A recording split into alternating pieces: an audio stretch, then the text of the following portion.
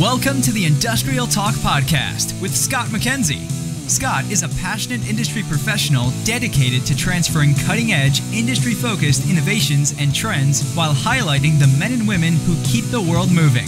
So put on your hard hat, grab your work boots, and let's go. Hello, everyone. Thank you very much for joining Industrial Talk, and thank you for your continued support of this platform that is dedicated to you industrial professionals all around the world. Yes, I say it all the time. You're bold, brave, you dare greatly. You are changing lives and therefore are changing the world each and every day. We have in the hot seat today, James Mickle. He is the Vice President of Sales and Marketing at CAP Logistics, and we're going to be talking, take note, paper and pencil, we're going to be talking about asset management, reliability, the proper planning, and how it interacts with your supply chain. It's a mouthful, but it is a must. Let's get cracking. Yeah. So I've had, I have a lot of conversations around asset management, reliability, maintenance, and then some.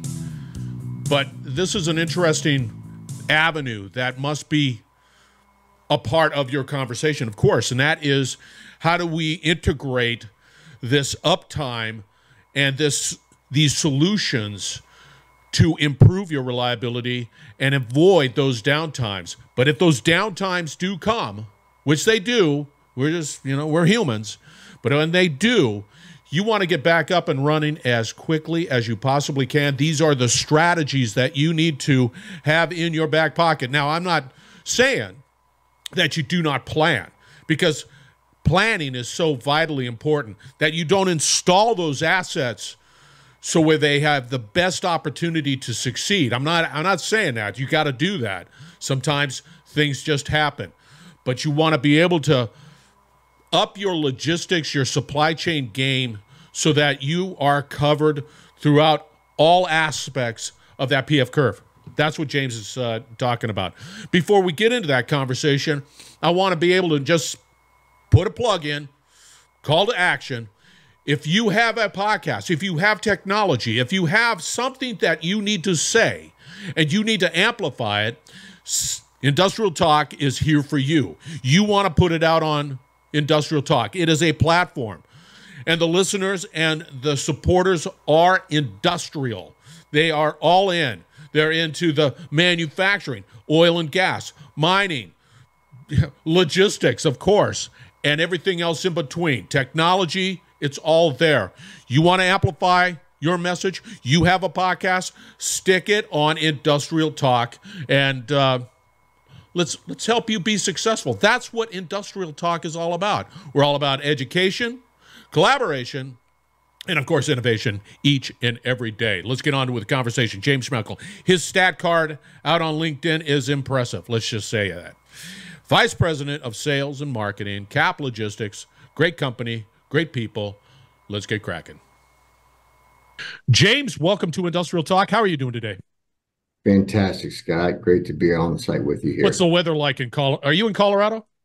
I'm in Houston, where it's... never mind. No. Yeah, it's 100 degrees, 1% humidity. Yeah, right outside of New Orleans. I understand the weather all too well in Houston. It's the same. The stepchild of Houston. Didn't think of it like that, but... Yeah, that's the same weather. Yeah, it's the same weather. It's on the Gulf Coast. Sticky, hot. Sticky. But you got to admit that August was not as challenging as it'd been in the past. Don't you think? That's a positive. Absolutely. Don't ruin that by saying that. We're not over yet. Well, I figure September is coming, so I figure I can at least get a couple of hot days of August, and then, we'll see. You're not. All right. Before we get into the conversation, give us a little background on who James is. I am person James Mickle, and I am Vice President of CAP Logistics, and been with CAP Logistics for 28 years. What? I started here when I was 12 years old. 28 years? That's correct. Are you freaking kidding me? I didn't know that. No, it's a great story, because when I graduated college, I was going to go to law school, and I took a year off and wanted to do something before I went to law school to make sure it was the right choice I made. And Cap was hiring. I can do sales for a year if they hire me at Cap Logistics. So got on to Cap Logistics, and a year went by, and here we are 28 years later. Son So, of a. Now, listener, I know James. We've had some interactions before at some conferences and all that good stuff, and I didn't know that. How about that? well, it's unheard of in this industry, especially. But you don't hear more about that every day like you used to. Number one, but No, number you two, don't. No, you yeah, with don't our at all. company in transportation, for example, it's unheard of. You're talking about the average like tenure, where they're gone after a year or two. So it says a lot about our company, how we hire the best, for the long term. So Get out of here. See, I like that. That's cool. And that's Cap Logistics. Tell us a little bit about what Cap does. well, first of all, we are a first class transportation firm, and again, with our average tenure, it says a lot about our company. And we specialize in offering solutions to our customers that are losing money, they're down, and we're available 24 hours a day. But our goal is to give them a customized solution to using Cap Logistics that's going to save them money and time and make their job so much easier. So, how does that differ from other logistics companies? Great question. So we take a totally different approach. We look at our technology. It's our anchor. So this is made in house through our IT team, which is a big group. I would say it's in comparison to some of your Fortune 500 companies, but we have a strong group with our technology, and we base our services around that with our operations staff and sales.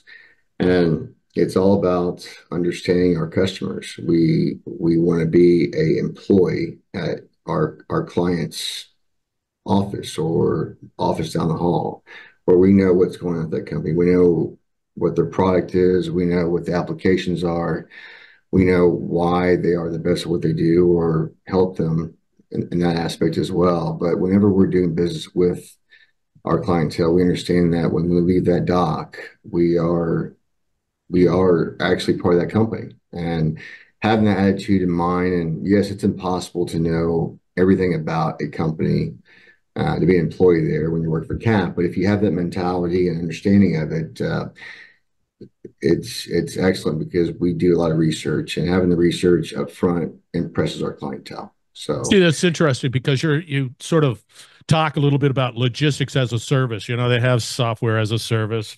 Now, logistics as a service, where you you provide that marquee type of solution, but I mean, you deal with the headaches, but that's what I hear you saying. It's like it's a little bit more. It's like you're having conversations with me. If I was a company that needed solutions such as being provided by Cap, then you would have that conversation with me, and you'd find those areas of maybe some inefficiencies, maybe some opportunities too, and be able to work that through, right? so what we do also is we tend to actually meet with new customers, or if it's a great fit for us, we do a lot of research prior to actually contacting these our new customers, our potential new customers.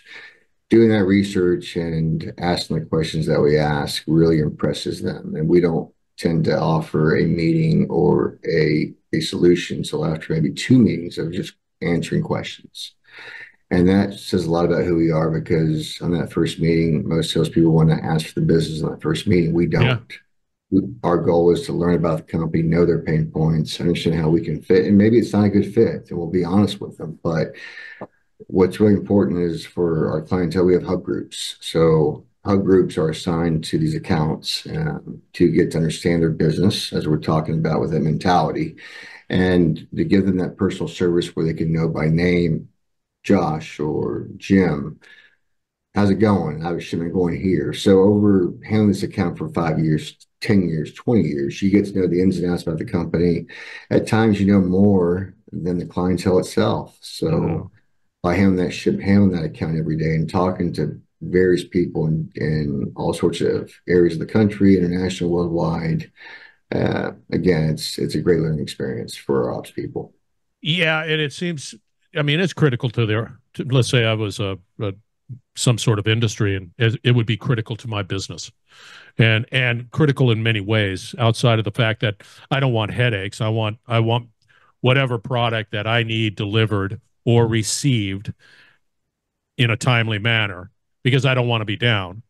I Yeah, just, whatever it might be, or my customers need the product yesterday, and I need some certainty that'll take place. Is that sort of in the wheelhouse for Cap?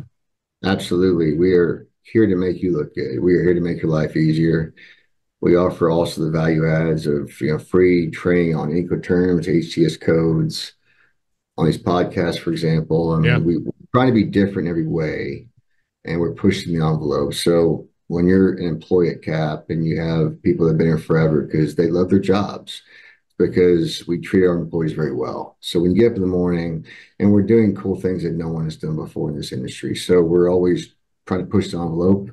So when you get up in the morning, you come to work, you're pretty excited about what you're going to see. When you think you've seen everything, you see something new. So it makes it very challenging, but also very interesting as well. Yeah, but see, you've been a part of Cap for 28 years, so you've seen a lot.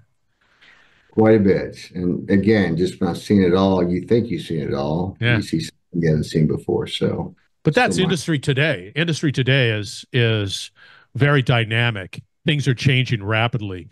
Everybody is trying to look for that bottom line value of being able to stay in business, to have some sort of competitive advantage, so on and so forth. And I think it's even more hyper competitive nowadays than ever before, just because of all of the stuff that's taken place. You agree? totally agree with you. I think with AI and No. new ways of doing business on technology, I think it's changing the game. I think it's going to change the game for the good in the future as well. But we have a lot of things happening in oil and gas, for example, with all of hydrogen and all the renewables, et cetera.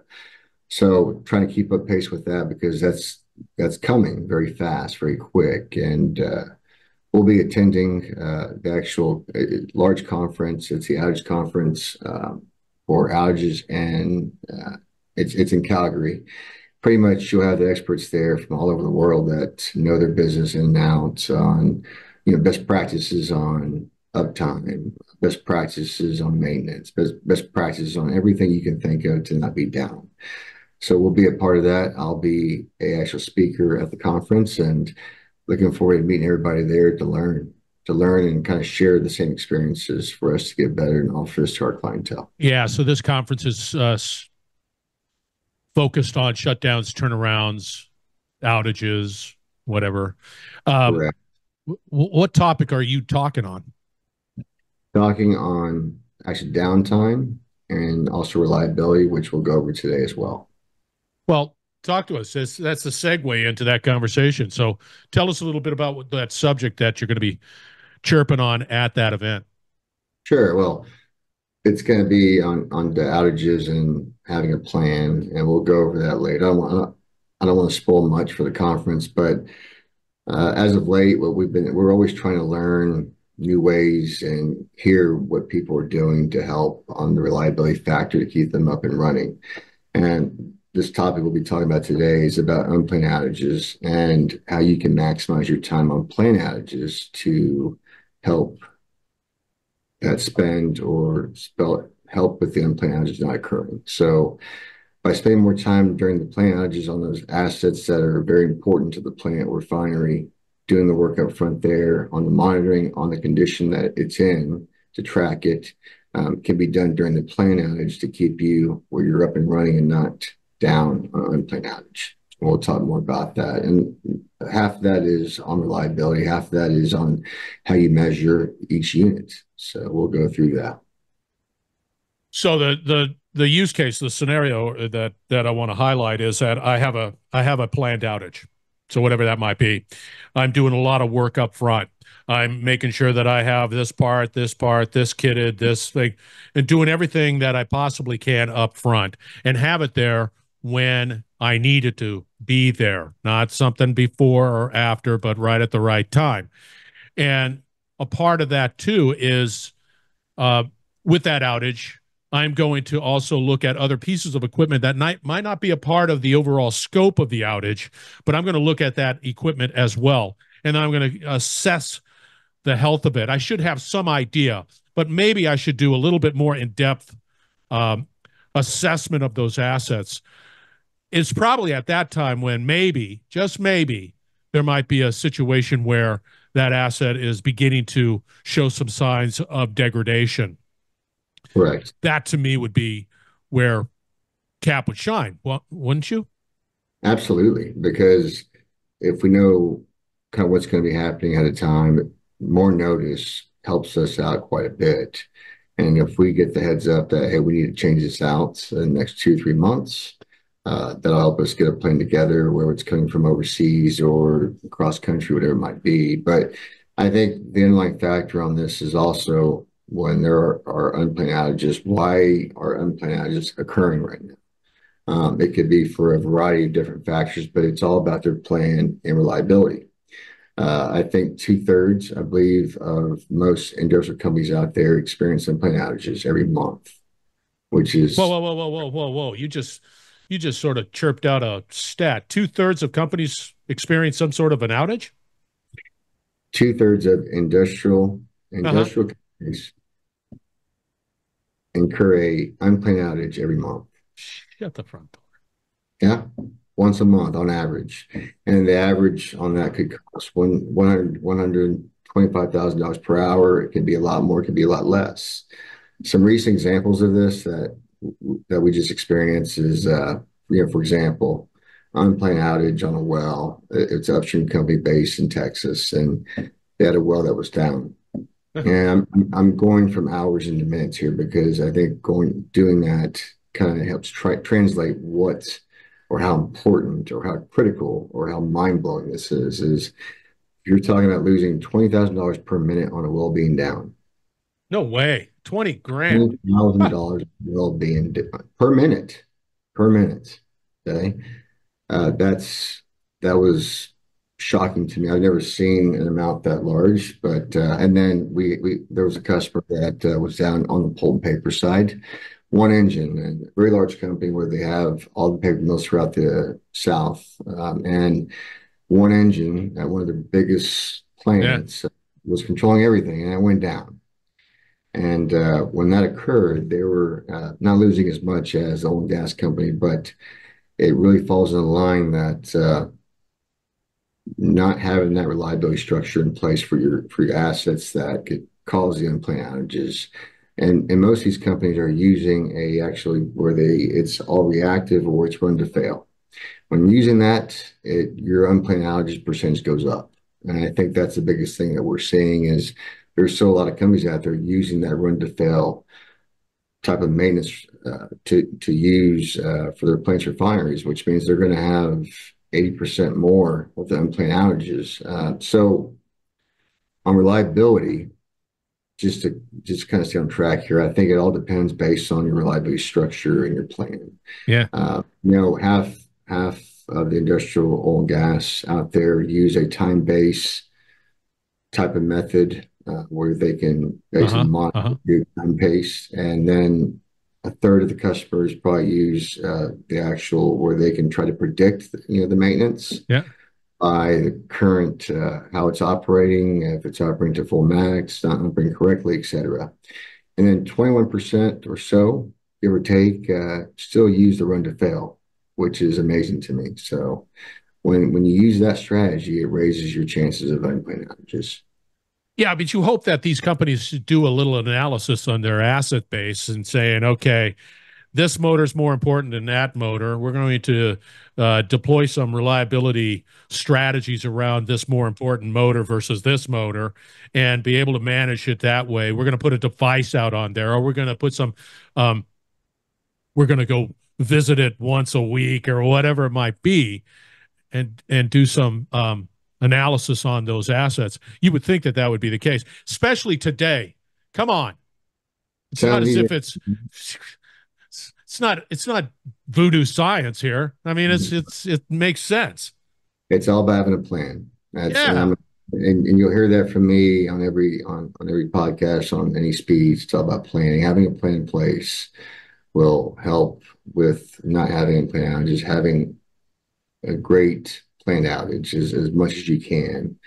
And having a plan in place is also critical, but also we can ID some of the actual units at the refinery, for example, that we may realize that, for example, if XYZ refinery had a hydrocracker unit on site, if it Yeah. was a actual VDU unit where they have to kind of refine the heavier oils using higher heat, Yeah. and have the actual diesel hydrotreating, and then quite critical, which is on the CDU unit, which also uses high temperature to take crude and blend it and separate it into various types of fuels. So when we look at those type of units that are on site at a refinery, we know there's going to be downtime because on these hydrocracking units, they're usually maintenance between 3 and 5 years, depending on their age. But that gives us a good indication of what could be happening, worst case scenario, with an unplanned and planned outage.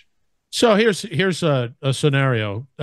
Ideally, you would like to have these conversations up front. If you're all around about the plan, be able for these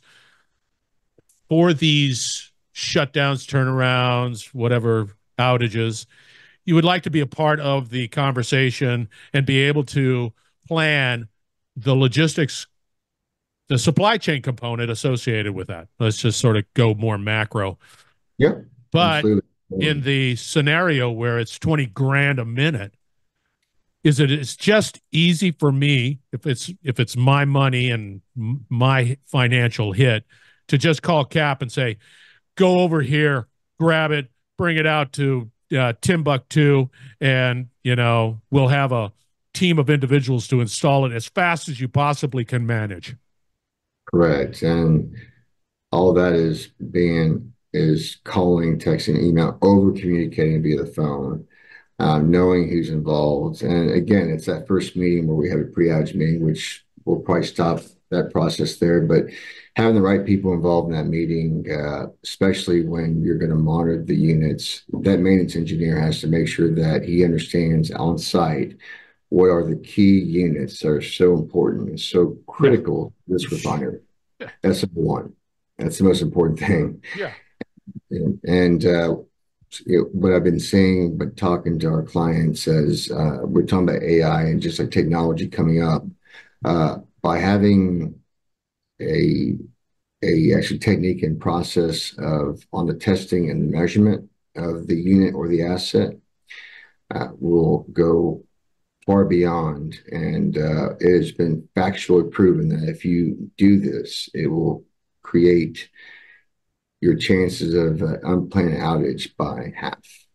So Yeah. can't beat those numbers at all. And we'll go through that real quick because on testing and actually measurement, on the IT and on the just like technology side with advancing every year, they're coming up with new ways to track assets, whether it be on the vibration, et cetera, on the power output, input. But knowing your key critical units on site is key, and knowing what the engineers need to do during a planned outage. If they do the work during a planned outage, of understanding how the unit's doing, what's the current state of it, where it's going to be in the Yeah. future, et cetera, they can understand when they can replace it or not, or do it then. And then again, that's been proven to show that using this accuracy, using the testing, using all the measurements, it reduces unplanned downtime. Yeah, and the diagnostic equipment is getting better and better all the time. And then, of course, you start to infuse AI into the ability to be able to take the tsunami of data and be able to flip out some, questionable data helps immensely. And for you reliability and asset management professionals out there, I think James is really talking to the PF curve in the where logistics needs to be a part of it. And I can honestly say throughout that PF curve, logistics needs to be in the beginning and at the end. There's no other way of getting around it. And to be able to have a partner in such a way that you don't want that headache. You want somebody that can deliver and be on top of the challenges that you're dealing with. Does that make sense? Total sense. It's all about having a plan, meeting, pre and post, and understanding what went right, what went wrong, and so we can improve on the next outage. If it's an unplanned outage, we can pivot. That's what makes us really good at what we do, because we started business in 1982 in the Rocky Mountain region, doing hot shots up the mountains with no addresses, just GPS coordinates or map directions. So Yeah. since our inception in 1982, we've been doing this. So we have a lot of customers right now, and downstream, upstream, uh, in the midstream, where they're out in the middle of nowhere without addresses. And there are a lot of companies that have trouble with maps and directions, but pretty easy for us as we've been doing it for quite a while. So International. international, worldwide, and also domestic. We are fully capable of global shipments, and also here in the United States, North America, South America, et cetera, globally. Sounds like a no-brainer. James, how do people get a hold of you? They If can they reach want me. to say, I want to know more about Cap Logistics, I want to be able to connect with James. Are you out on LinkedIn?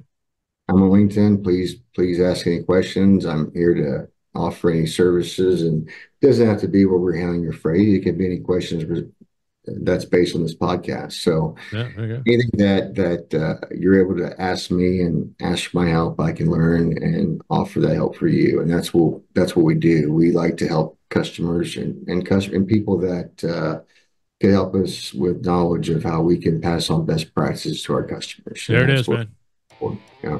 All right, listeners, you need to connect with James. It is a priority. That is your to-do list. Reach out, find out more. I get a sense that you wouldn't try to hit me over the head with sales literature and all that stuff. Would you be, just talk to me? Just talk to me.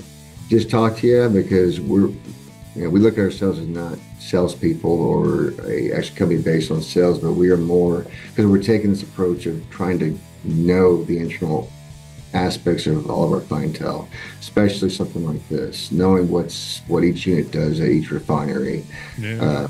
time, and we're more as a consultant more than a sales rep. So as I mentioned earlier, Yeah. we'll go to these clients for the first time, possible clients, and we'll do research to see if we've done our research prior to, but we'll do the internal research with our clientele that could be new, and it might not be a good fit. It could be a great fit. But during that research meeting, they get to say, wow, you haven't sold to me once today? Wow. I'm like, we have to make sure this is the right fit for you and I. And Yeah. they respect the heck out of that, because unfortunately, a lot of people don't like salespeople. So, but we take more of an approach where we're not going to put you in a corner. We're going to ask questions. We want to understand what your problems and solutions are, pain points, etc. Yeah.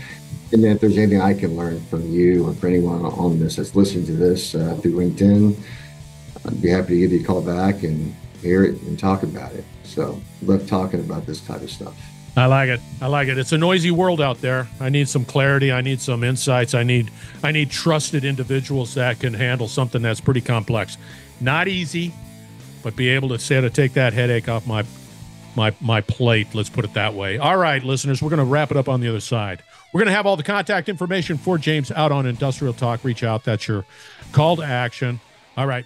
We will be right back. You're listening to the Industrial Talk Podcast Network.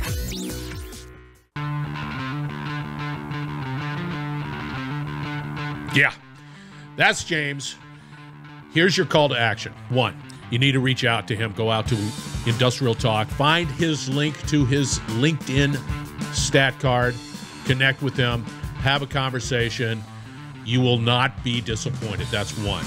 2, you need to up your logistics and supply chain game in the world of asset management, reliability, and, of course, maintenance.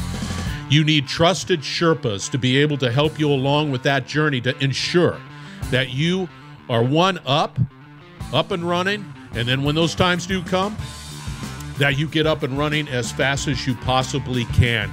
Very important. Make that happen. Starts with connecting with James. All right. You have a podcast? Put it out on Industrial Talk. You have technology that you want to amplify? Put it out on Industrial Talk. It is there for you. That platform wants you to succeed, and we are a part of an ever-expanding ecosystem that is dedicated to you. Be bold, be brave, dare greatly. Hang out with James. Change the world. We're going to have another great conversation shortly.